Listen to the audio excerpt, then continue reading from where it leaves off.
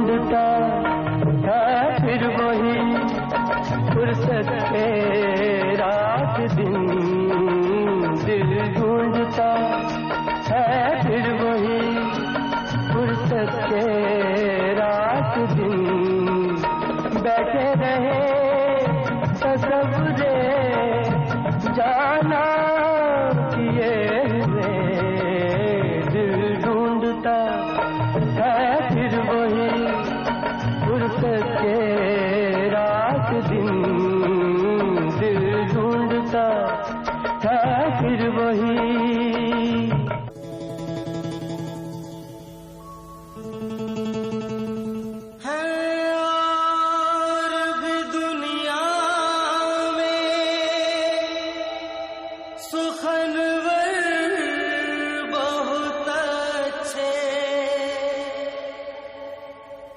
کہتے ہیں کہ غالب کا ہے انداز بیان، بلی ماراں کے محلے کی وہ پیچیدہ دلیلوں کی سی گلیاں، سامنے ٹال کے نکڑ پہ بٹیروں کے قصیدے، گڑ گڑاتی ہوئی پان کی پیکوں میں وہ داد وہ واہ واہ، چند دروازوں پہ لٹکے ہوئے بوسیدہ سے کچھ ٹاٹ کے پردے، ایک بکری کے ممیانے کی آواز، اور دھندلائی ہوئی شام کے بے نور اندھیرے ایسے دیواروں سے منہ جوڑ کے چلتے ہیں یہاں، چوڑی والان کے کٹرے کی بڑی بیج ایسے اپنی بجھتی ہوئی آنکھوں سے دروازے ٹٹولے۔ اسی بے نور اندھیری سی گلی قاسم سے ایک ترتیب چراغوں کی شروع ہوتی ہے، ایک قرآن سخن کا صفحہ کھلتا ہے، اسد اللہ خان غالب کا پتہ ملتا ہے۔ غالب کا ادبی مقام بہت اونچا ہے، بلکہ ان کے جو اپنے کنٹمپریریز تھے یا ان سے پیشتر جو گزرے ہیں اردو شعراء، ان سے بھی ان کا بلند مقام ہے۔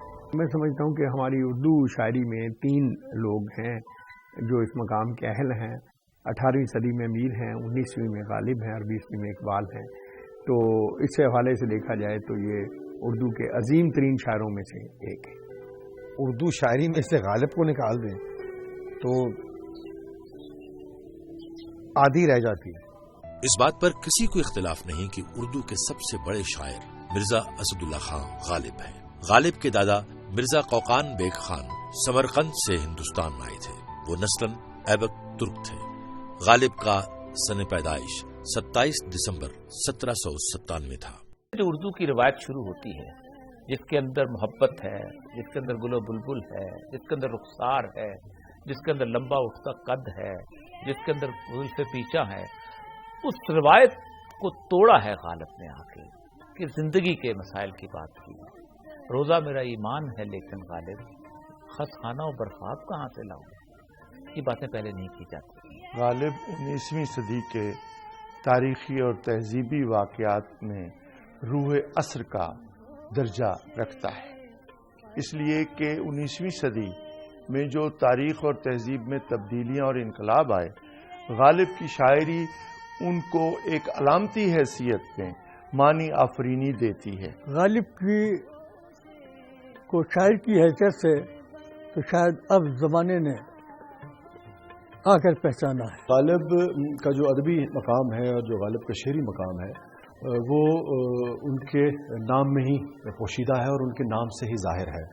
غالب نہ صرف اپنے عہد میں بلکہ ہمارے عہد میں بلکہ ہر عہد میں غالب تھے، غالب ہیں اور غالب رہیں گے۔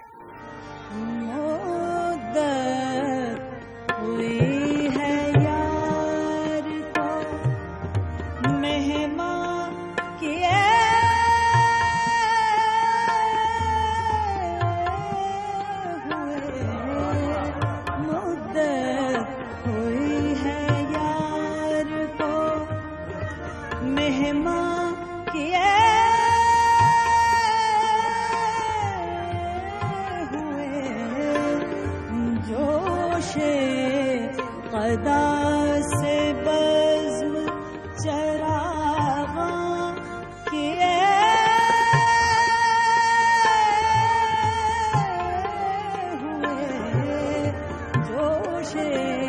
قدا سے بزم چرا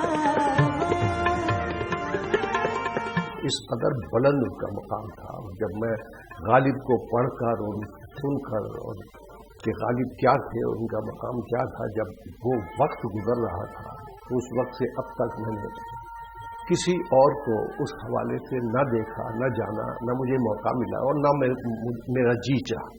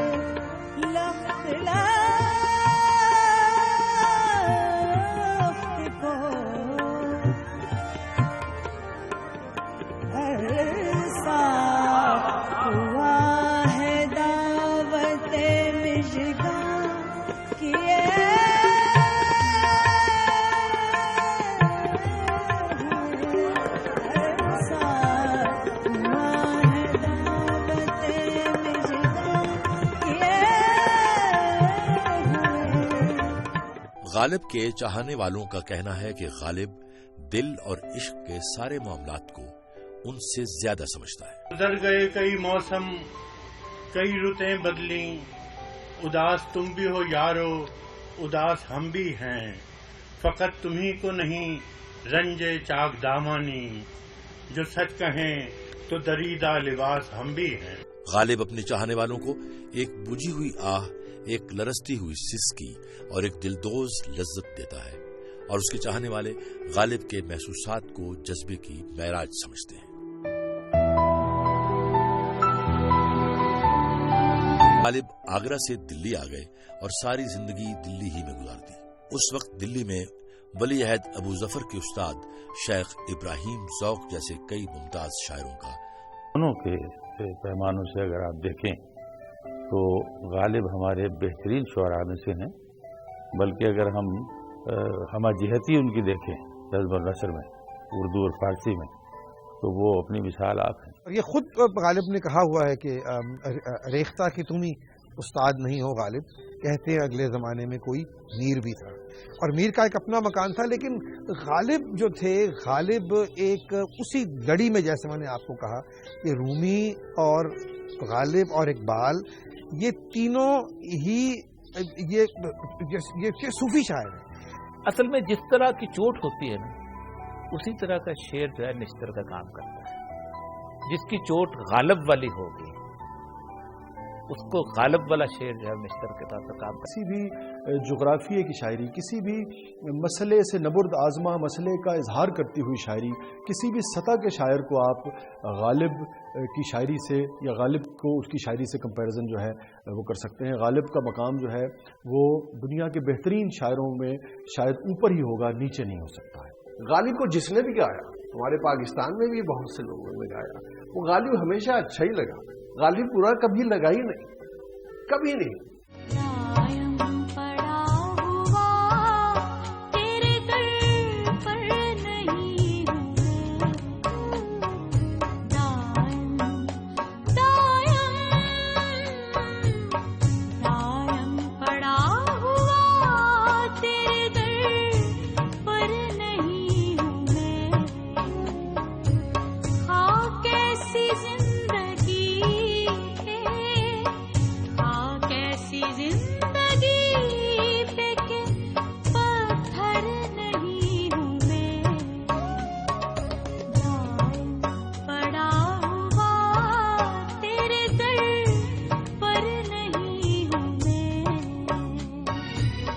غالب کے یہاں اصل چیز جو ہے وہ ان کے ماحول کا آشوب ہے. جس زمانے میں وہ زندہ رہے، خصوصاً دلی کی جو تباہی انہوں نے اپنی آنکھوں سے دیکھی، اس کا جو رد عمل ہے وہ ان کی شاعری میں خاصا شدید نظر آتا ہے. عشرت قطرہ ہے دریا میں فنا ہو جانا، عشرت قطرہ ہے دریا میں فنا ہو جانا، درد کا حد سے گزرنا ہے دوا ہو جانا۔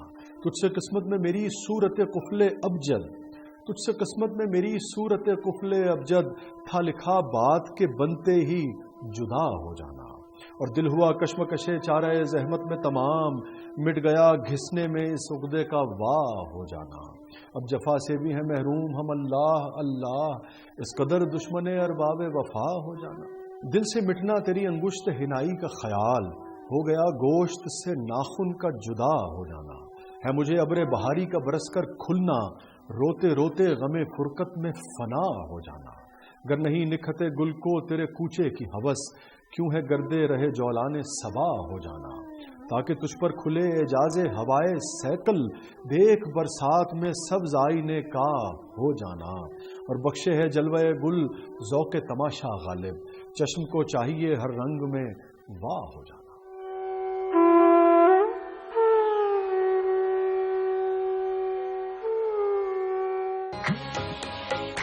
اب اقبال غالب کو گوئٹے کے ساتھ ملاتے ہیں کہ آپ کا جو ہم خیال ہے یا آپ کی سوچ جیسا شخص ہے وہ وہمر میں دفن ہے، یعنی آپ تو دلی میں ہیں تو وہ وہمر میں، یعنی گوئٹے کا اشارہ کر رہے ہیں کہ یہ دونوں ایک ہی طرز کی سوچ کے مالک ہیں۔ غالب کو اپنے زمانے میں شکایت یہ تھی کہ مجھے سمجھا نہیں گیا، اور ان کا کہنا تھا کہ میں اندلی میں گلشن نافی رہوں، ایک وقت آئے گا کہ میرے کلام کو زیادہ سنجیدگی سے پڑھا جائے گا اور سمجھا جائے گا، تو شاید وہ وقت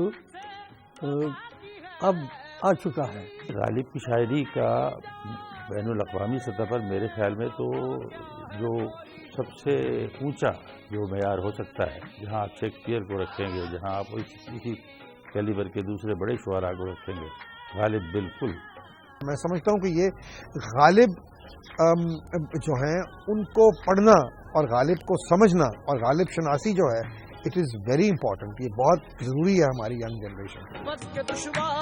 غالب کی زبان پاکیزہ، مضامین اشوتے، معنی نازک، مطالب کا بیان دل نشیں، پہلو اپنے دور کے شعراء سے مختلف موضوعات چکے۔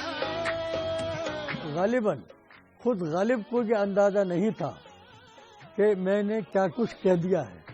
غالب کی تھاٹ کو تو آپ ٹرانسلیٹ کر سکتے ہیں، لیکن غالب کے احساس کو اور غالب کی کیفیت کو آپ ٹرانسلیٹ نہیں کر سکتے۔ کریٹیوٹی کے میدان میں یہ جس کو ظرافت کہتے ہیں وہ ایک طرح سے طنز ہوتی ہے، اور شاعر جب طنز کے موڈ میں ہو تو اس سے بھی سبق ہی سکھانے کی کوشش کرتا ہے، اور وہ آپ کو غالب میں اکثر نظر آتا ہے، اور کئی جگہ پہ غالب میں اشعار طنزیہ ہیں۔ نہ تھا کچھ تو خدا تھا، کچھ نہ ہوتا تو خدا ہوتا، ڈبویا مجھ کو ہونے نے، نہ ہوتا میں تو کیا ہوتا،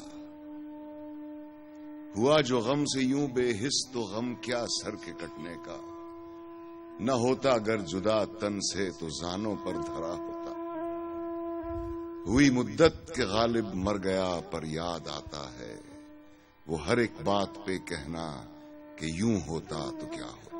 غالب صاحب کو سمجھنے کے لیے مجھے ایک پوری زندگی لگ جاتی، اور شاید زندگی سے بھی زیادہ۔ محبت میں نہیں ہے پینشن کے سلسلے میں انہیں کلکتہ جانا پڑا، اور راستے میں انہوں نے لکھنؤ، باندہ، الہ آباد، بنارس اور مرشد آباد میں بھی قیام کیا۔ 1857 کی جنگ آزادی میں مرزا کو باغیوں میں شمار کر کے انگریزی سلطنت نے پینشن بند کر دی۔ غالب نے اپنی آنکھوں سے دلی کو اجڑتے ہوئے دیکھا کہ رہی اب ایسی جگہ چل کر جہاں کوئی نہ ہو، ہم نفس کوئی نہ ہو اور ہم زباں کوئی نہ ہو، پڑی اگر بیمار تو کوئی نہ ہو دیوار رات، اور اگر مر جائیے تو نوخاں کوئی نہ ہو، بے درو دیوار سا ایک گھر بنایا چاہیے، کوئی ہمسایہ نہ ہو اور راستہ ہو۔ تنہائی کی خواہش اس سے خوبصورت اردو شاعری میں نہیں ہوئی۔ غالب ان خوش قسمت شاعروں میں سے میں سمجھتا ہوں ہیں کہ جن کو بہت زیادہ اکنالجمنٹ مقبولیت ملی. آزاد مرض جو طبیعت تھی غالب کی اور جو رندانہ جو ان کا جو مزاجی تھی وہ دونوں کی دونوں غالب نے خود اپنے ایک شعر میں 2 شعروں میں بیان کی. ایک تو انہوں نے کہا کہ بندگی میں بھی وہ آزادہ و خود بھی ہیں کہ ہم، بندگی میں بھی وہ آزادہ و خود بھی ہیں کہ ہم، الٹے پھر آئے در کعبہ اگر واہ نہ ہوا. یا پھر جب کہتے ہیں کہ یہ مسائل تصوف یہ تیرا بیان غالب، تجھے ہم ولی سمجھتے جو نہ بادہ خار ہو. شاعری میں وہ بہت سنجیدہ نظر آتا ہے اور ایسے شعر ہے کہ جیسے کوئی مفکر سوچ رہا ہے، ایسے شعر بھی ہے نا. غالب کو تو محمد رفیع اور لتا سے لے کر جگجیت سنگھ اور مہدی حسن اور نور جہاں، اور میں نہیں سمجھتا کہ کوئی سی ایک غزل گو نے اس کو گایا ہے. ہر غزل گو نے اس کے اندر اپنے حوالے سے کچھ نہ کچھ دریافت کرنے کی کوشش کی ہے. مجھے یاد آیا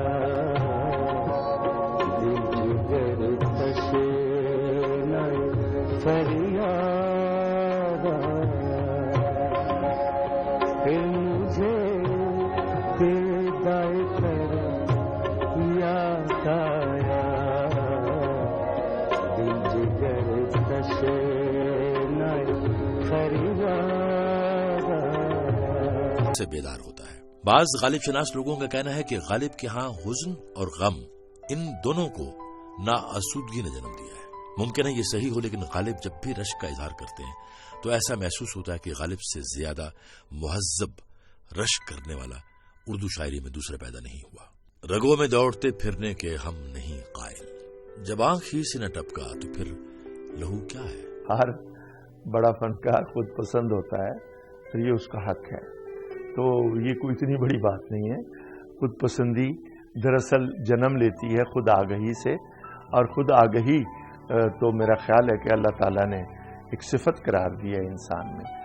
مرزا غالب پر ہندوستان اور پاکستان میں فلمیں بنائی گئی ہیں. ہندوستان میں غالب کا کردار بھارت بھوشن اور شمی کپور نے ادا کیا.